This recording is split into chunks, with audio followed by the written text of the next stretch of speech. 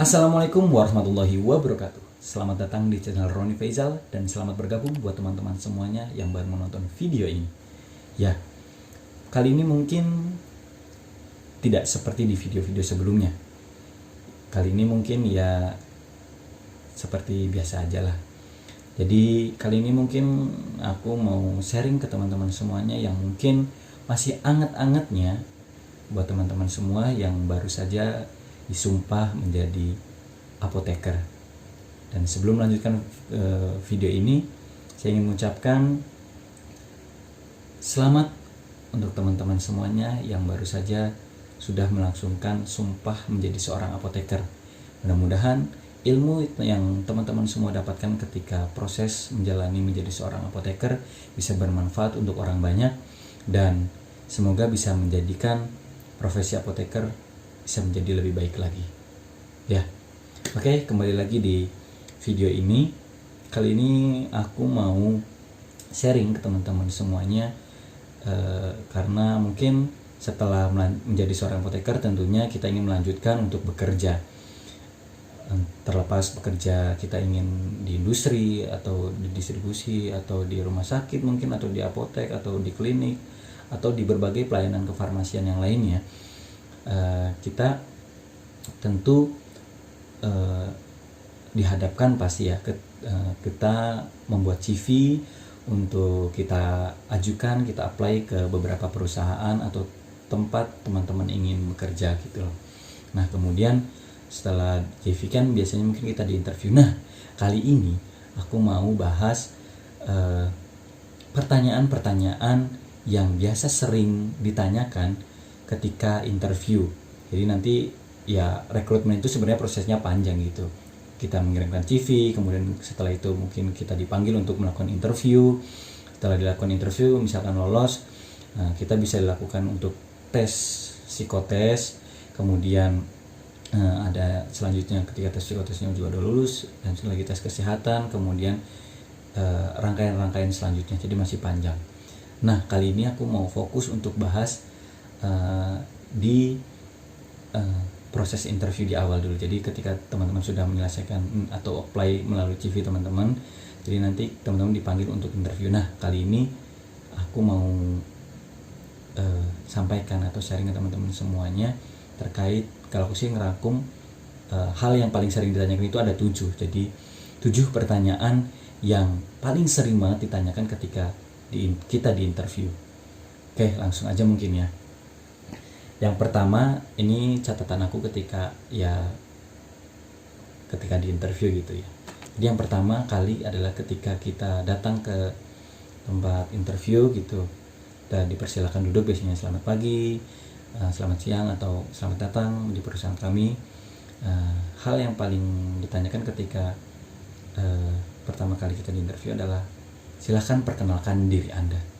Nah, tentu pertanyaan ini mungkin kita atau mungkin teman-teman semua padahal kan mereka sudah megang nih CV kita, kok masih kita ditanya seperti ini. Nah, jadi buat teman-teman semuanya, sepemahamannya aku, mereka tuh mungkin ingin mencari tahu atau ingin mendalami karakter kita itu seperti apa sih orangnya, dari cara berbicara, dari cara kita memperkenalkan diri itu karakternya mungkin orangnya seperti apa gitu. Jadi nah, kalau dulu ketika aku ditanya seperti itu, cukup teman-teman menyampaikan atau memperkenalkan diri kita itu secara singkat, padat, tapi jelas gitu loh. Jadi jangan terlalu bertele-tele memperkenalkan diri kita sampai dalam-dalamnya gitu. Cukup, kalau dulu aku cukup nama lengkap, nama panggilan, kemudian alamat, usia teman-teman, kemudian background pendidikan. Misal saya menempuh pendidikan S1 dan apoteker di Universitas A, B, C, D, Z atau apapun itu, kalian sampaikan background profesi, background pendidikan kalian gitu. Kemudian juga kalian sampaikan, mungkin teman-teman semua kan pasti aktif tuh organisasi. Nah, kalian juga bisa sampaikan background atau pengalaman organisasi ketika saya menjadi mahasiswa itu mengikuti organisasi A, B, C, D, E gitu. Teman-teman semua bisa sampaikan, dan kalian mungkin ada suatu kebanggaan yang bisa menambah nilai menambah nilai plus kalian di mata mereka gitu loh, yang menginterview kalian, menginterview teman-teman semuanya. Jadi itu di poin pertama. Dan satu hal, nanti mungkin setelah kalian memperkenalkan teman-teman semua, mungkin nanti muncul pertanyaan-pertanyaan selanjutnya,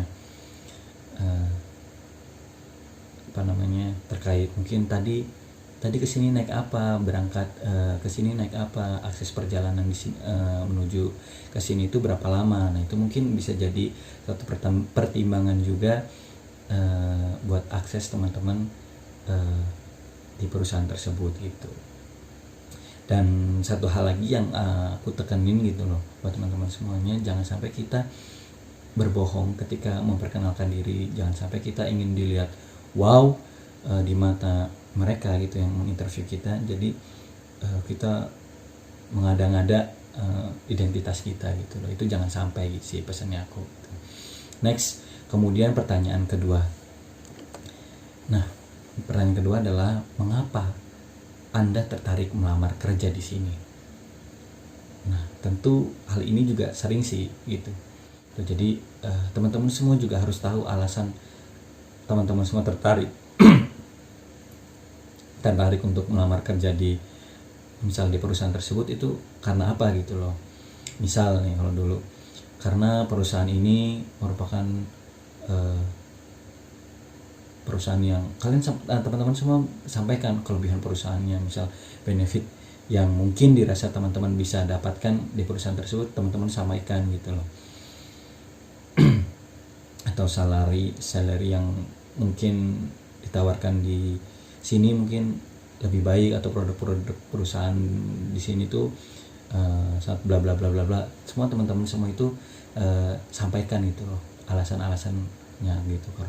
Karena jangan sampai kita tuh nggak tahu sama sekali kita tertarik ingin melamar kerja di situ tuh, jangan sampai kita nggak tahu sama sekali juga gitu.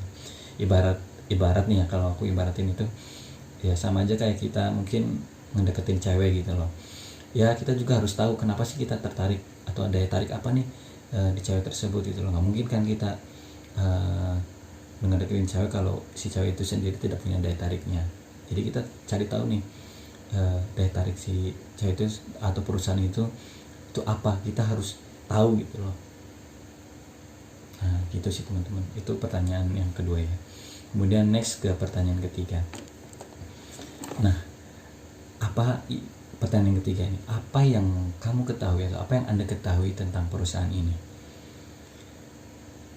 Nah tentu teman-teman juga harus tahu juga, selain kenapa tertarik, teman-teman juga harus tahu perusahaan atau ya tempat yang teman-teman lamar itu, apply itu juga teman-teman harus tahu gitu loh. Misal perusahaan ini merupakan perusahaan yang bla bla bla bla bla bla bla bla. Nah itu kalian bisa sampaikan gitu loh. Kemudian juga mungkin produk-produknya, misal di industri ya, misal produk-produk di industri ini merupakan produk-produk yang sangat berkualitas atau yang memang sangat banyak terdapat di masyarakat. Jadi saya sangat kurang lebih tahu tentang perusahaan ini. Kemudian juga teman-teman, kalau aku sih dulu menyampaikannya ya, perusahaan ini merupakan perusahaan yang bla bla bla bla, kemudian produknya juga sangat terkenal di masyarakat, terus juga budaya di perusahaan ini yang saya ketahui adalah bla bla bla. Nah itu teman-teman semua bisa cari tahu di website perusahaan yang teman-teman apply gitu, yang teman-teman tuju gitu. Jadi itu semua ada di websitenya perusahaannya. Jadi teman-teman semua setidaknya tidak harus tahu secara penuh, tapi poin-poin yang ada di perusahaan itu teman-teman semua harus sebisa mungkin tahu sih gitu. Ya itu aja sih mungkin untuk pertanyaan ketiga ya. Nah untuk selanjutnya, pertanyaan selanjutnya adalah apa yang kamu ketahui tentang posisi ini. Jadi teman-teman juga mungkin ketika di interview juga pasti akan ditanya ini gitu loh. Misal teman-teman daftar di staff QA atau supervisor produksi, atau di penanggung jawab PBF obat, atau penanggung jawab alat kesehatan, atau menjadi APJ di apotek atau di klinis. Mungkin nah kita itu harus tahu gitu loh, harus tahu apa posisi ini tuh, tanggung jawab atau job desk-nya. Nah itu semua teman-teman bisa ketahui gambaran nanti tuh teman-teman tuh di posisi ini tuh ngapain aja sih, job desk-nya, tanggung jawabnya itu seperti apa gitu loh. Nah mungkin secara teoritis itu mungkin teman-teman semua bisa dilihat ya, kalau di industri mungkin di CPOB atau mungkin di pengalaman PKPA teman-teman sebelumnya itu bisa sampaikan, atau mungkin kalau yang di distribusi mungkin bisa lihat di CDOB atau di CDAKB, atau mungkin di kakak tingkat yang di posisi yang sama. Kalian bisa cari tahu nih, Kak atau Mas, Mbak, Kak, Teh gitu, atau apapun itulah, Pak, Bu gitu,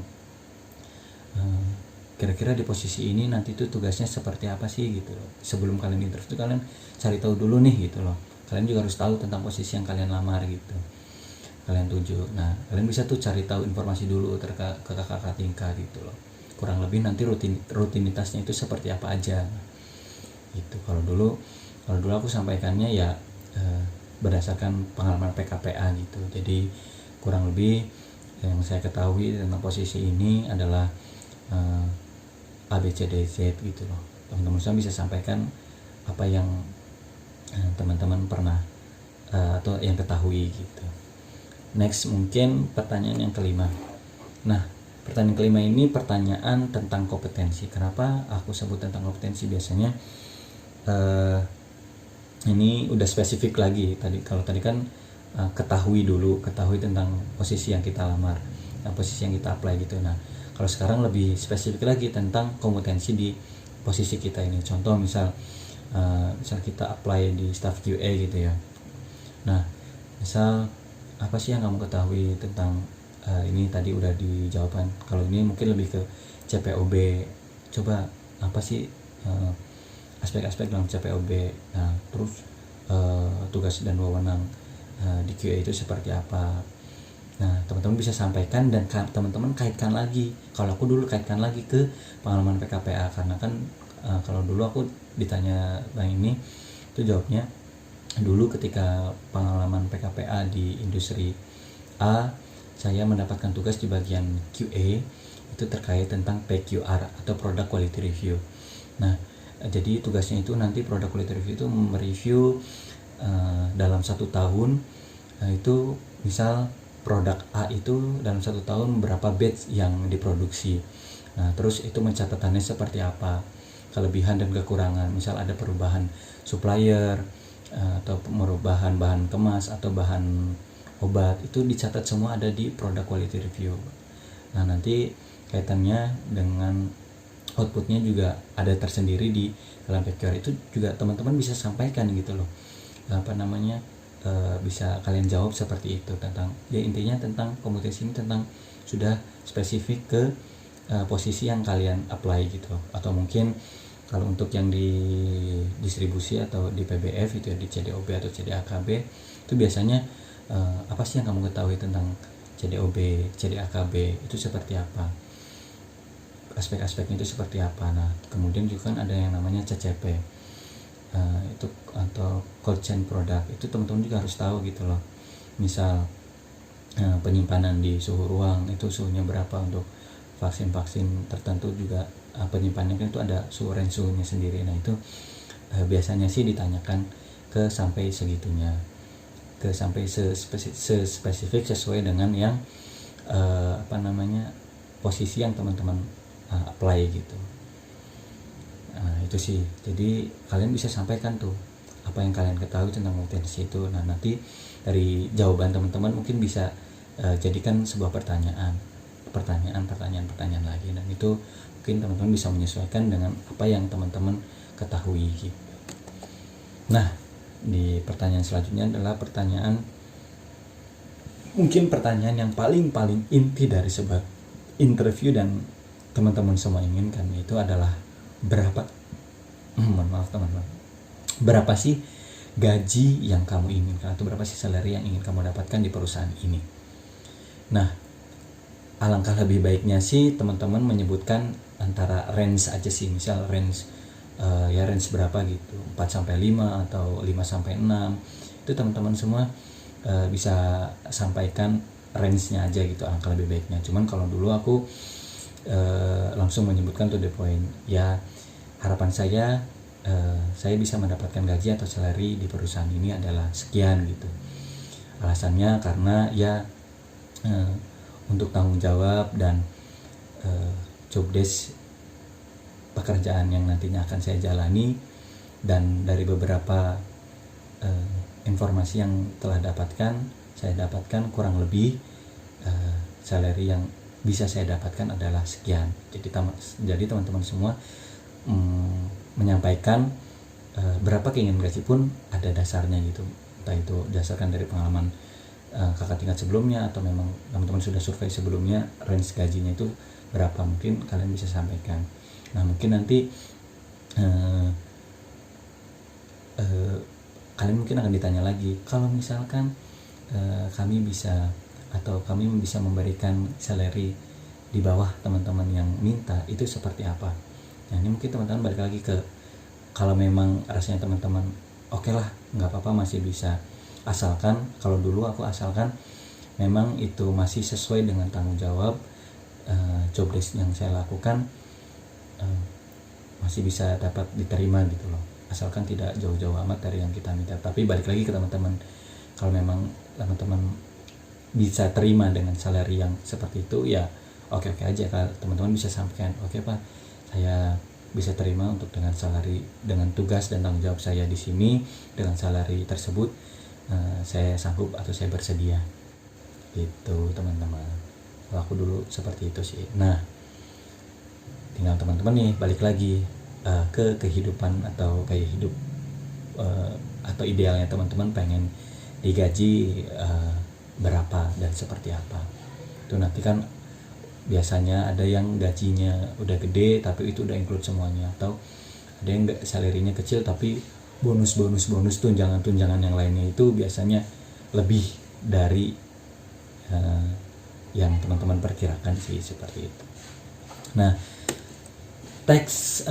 next untuk pertanyaan selanjutnya atau pertanyaan terakhir yang biasanya sering ditanyakan nanti adalah pertanyaan ketika sudah teman-teman semua pertanyaan tibalah sampai di ujung interview mungkin ya, itu ada yang namanya kita ditanya apakah ada pertanyaan dari Anda. Nah hal ini saya sarankan atau aku sarankan sih buat teman-teman semuanya, kalian harus sudah menyiapkan pertanyaan gitu loh, karena mungkin di sini ada nilai plus. Oh berarti kita ini atau kalian semua ini memang bersungguh-sungguh atau memang punya keinginan kuat untuk ingin tahu lebih lanjut tentang perusahaan yang teman-teman apply gitu loh. Jadi usahakan teman-teman itu di sini bertanya atau sudah mempersiapkan pertanyaan yang ingin kalian sampaikan ke mereka gitu loh. Kalau aku dulu hal yang selalu aku tanyakan ketika ditanya seperti ini adalah tanggung jawab, selain tanggung jawab juga tantangan gitu loh. Karena aku kan suka tantangan itu. Jadi Pak, saya ingin bertanya,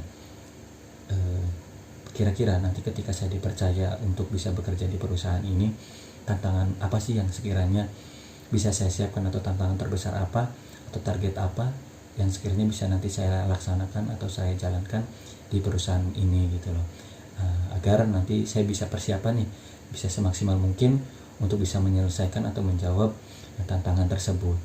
Nah kalau aku dulu sih menanyakan hal seperti itu gitu. Jadi ketika nanti kita sudah bekerja, kita harus sudah siap nih, tantangannya kita itu targetnya ini itu kita harus sudah siap gitu loh. Jadi memang secara garis besar pun kita bisa tahu gitu loh gambaran tantangan kita nanti bekerja itu seperti apa. Itu sih teman-teman. Ya itulah mungkin 7 pertanyaan dari aku, pengalaman pribadi dan beberapa teman-teman yang bisa aku simpulkan di sini, yang biasanya paling sering-sering untuk ditanyakan kepada kita ketika interview. Dan nanti ketika setelah lulus interview ini, teman-teman mungkin menunggu panggilan untuk interview selanjutnya.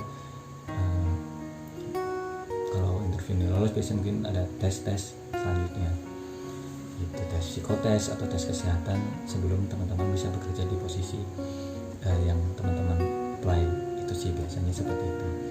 Nah mungkin itu aja sih yang bisa aku sampaikan buat teman-teman semuanya, atau mungkin ada pengalaman teman-teman semuanya yang sudah diinterview mungkin bisa share di kolom komentar gitu ya.